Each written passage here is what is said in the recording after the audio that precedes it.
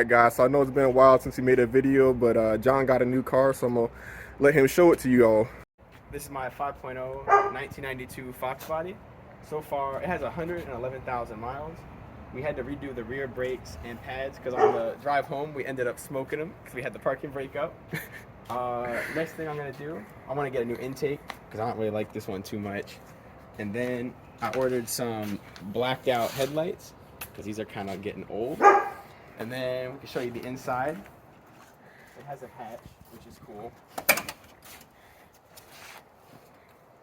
Yeah, inside looked real good. And I got a new short shifter, so it's a lot more crisp than the old one. The old one was like all over the place. I couldn't find third. Reverse was making bad noises. So this one's much better. And here's the hatch. It needs to be cleaned a little bit, but it has a lot more space than you would expect. It could fit a couple bodies back here. Yep.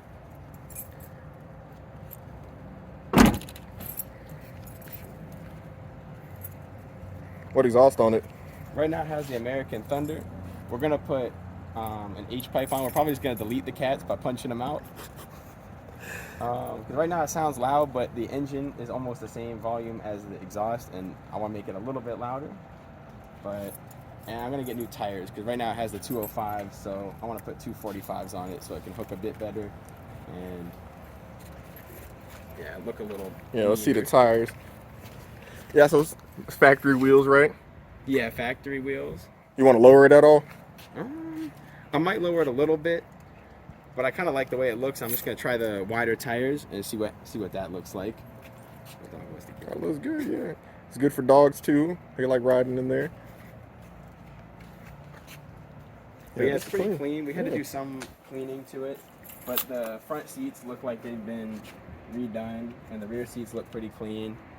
And I had to do a new sunroof seal because the old one, I came out one day and I saw that it was leaking, but the new seal definitely fixed that problem.